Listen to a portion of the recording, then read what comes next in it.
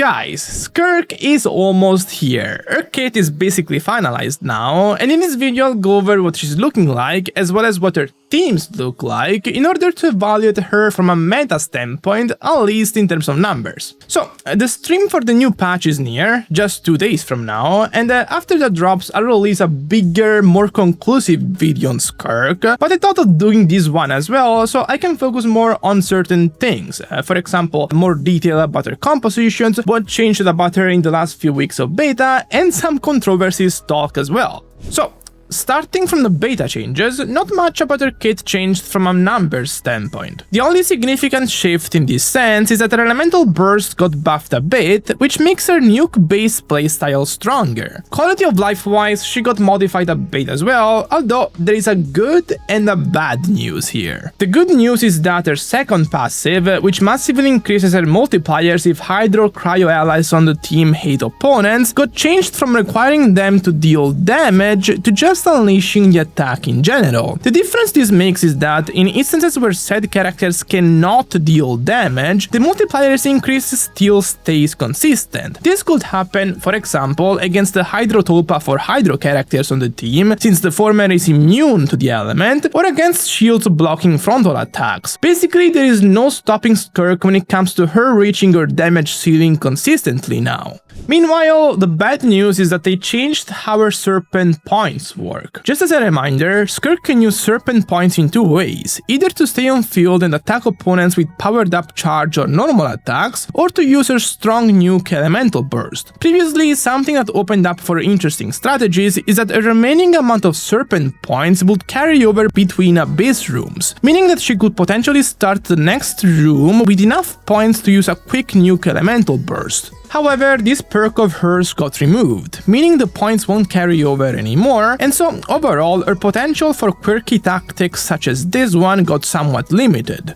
Before I move on, I want to show you this beautiful gift I got from Ugreen. Ugreen is a company that primarily makes chargers, and recently they started a surprising collab with Genshin Impact. Let me just tell you, they really knocked it out of the park with this one. The collab is based on Kinich, which is very actual since we just been to Natlan in Genshin. If you like Kinich, this is basically a dream come true, because everything is so thematically accurate. The headliners here are the Ahau and Kinich themed power bank, the 100 watt cable with a really cool Ahau themed tie organizer, the Kinich themed charger that has 3 ports, and the wireless charger that has Scions of the Canopy motifs. Additionally, they added a lot of cool gadgets to this package that really helped giving identity and style to this collab, in my opinion. As for the chargers themselves, they have pretty amazing technical specs. The power bank has a 20,000 mAh superior capacity with a 130 watt dual port output. With it, you'll be able to charge 3 devices simultaneously with fast charge, and it's compatible with all kinds of Android phones, iPhones, and even PCs.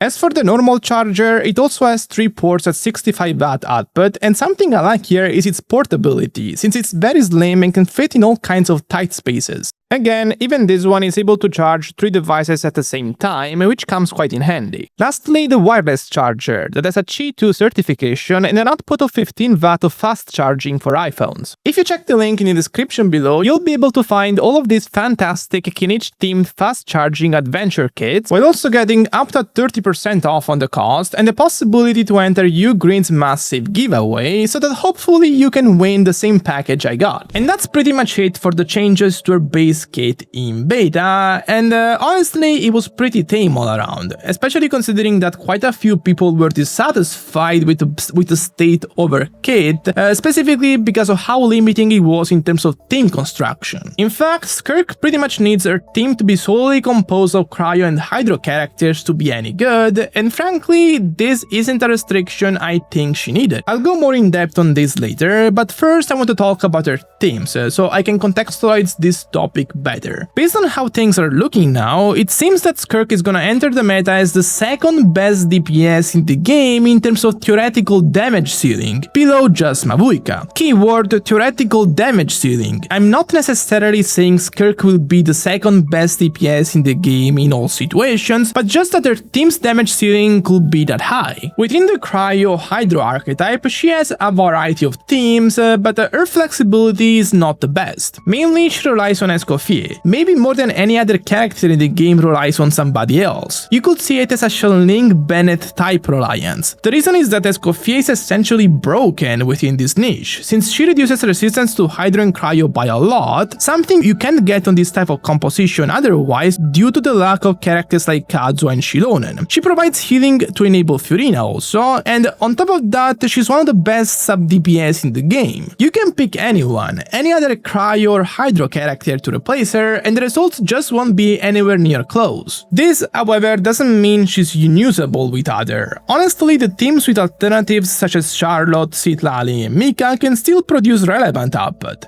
Charlotte and Mika can sub in as healer replacements that can also have some other utility, like Charlotte buffing her through the Trailing Tails and Mika increasing her attack speed. On the side, Citlali is also competitive purely thanks to the fact she can hold Cinder City to increase her cryo damage bonus. So, if you really like Skirk, but you don't have Escoffier, there are technically still ways for you to use her at an acceptable enough level. But on the flip side, if you're somebody that is simply looking to get the new shiny, overpowered DPS, I honestly can't recommend Skirk if you don't also have Escoffier, because she's not really that in this scenario. Anyway, about the Escoffier-based teams now, they're some of the best teams you see in the game, although, again, this is purely theoretical talk for now. Starting from this core of Skirk and Escoffier, the team has plenty of flexibility with the remaining slots. I currently have the variants with Shenhe and Yelan, both of them paired with Furina, as the best performing ones and the probable go-to for most people. Alternatively, you can do something funny and replace either of those with Citlali or Mualani. Both of these characters can hold the Trailing Tails weapon and the Cinder City set to provide massive support for the team to a big enough degree that it makes them compete with characters that are typically more meant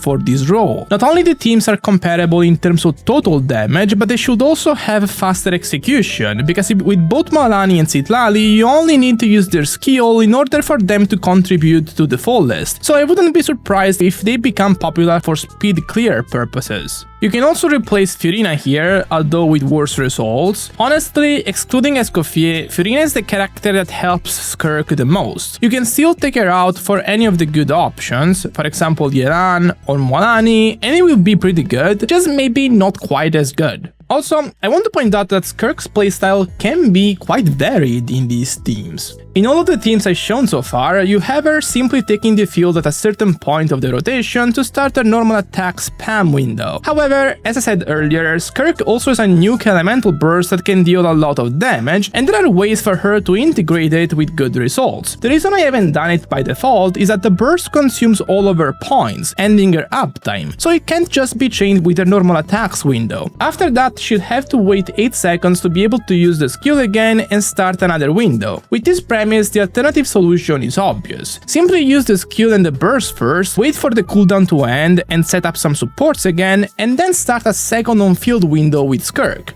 This might seem clunky in theory, because there is plenty of downtime here, but in reality I don't think it's that bad. Primarily, there are some supports that benefit from this type of quick swap, for example Shenhe. Shenhe typically benefits from being able to use her skill multiple times a rotation to give her cryo teammates more total quills and increase their damage as a result. However, this isn't generally possible unless the main carry of the team can swap out during their uptime, which is why the synergy between her and Ayaka is so great. By playing this way, Skirk can make use of Shenhe's potential better. Secondarily, her burst is just really fucking strong. It's not as strong as Mavuika's Melt Nuke, but it can easily reach 500,000 damage with solid investment, enough to wipe out mob waves or to take care of a significant portion of a boss HP. Honestly, even if you don't like the idea of this clunkier rotation, it's hard to imagine that you'll never find yourself in a situation where you can make use of this very strong attack. And this burst is strong enough that it gives Skirk some fun side uses, like as a sub-DPS on Nouvelette teams. Currently, this variant competes with the best of the best Nouvelette teams from a damage standpoint, while adding something the team typically lacks: front load. Nouvelette is an exceptional carry at dealing continuous damage throughout the rotation, but the one thing he lacks is the capability to inflict significant damage in a single instance. Skirk adds this dimension to his teams, and so I wouldn't be surprised if this will become one of his best compositions. So,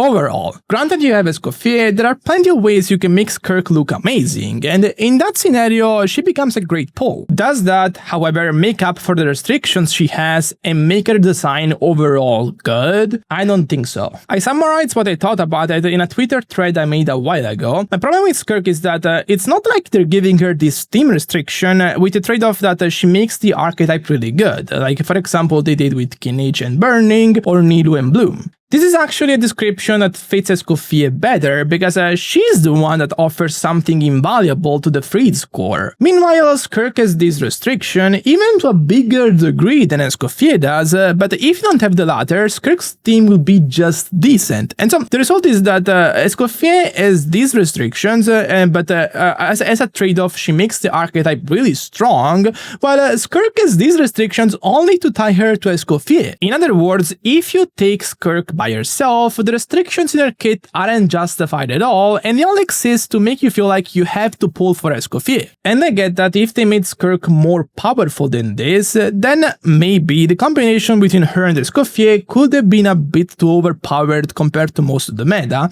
though Mavuik exists, so I don't know. But even then, if this was their fear, I feel like they could have found a better balance, like for example they could have lowered her freeze related buffs, but also giving her some other buffs for other reactions, like Melt, although not to a big enough extent that the second one, so Melt, would tower over the Freed's compositions, the Freed's teams will still be her best. Instead, what they picked is, in my opinion, the most boring way possible to balance her, and I get that they're doing this to sell Escoffier at all costs, and that this is a gacha game, so obviously they want to make as much money as possible, yada yada, but I still think there are ways to incentivize spending while designing things more elegantly. And with this, I'm done for today. If you enjoyed this video, make sure to subscribe, and also go check Green in the description below.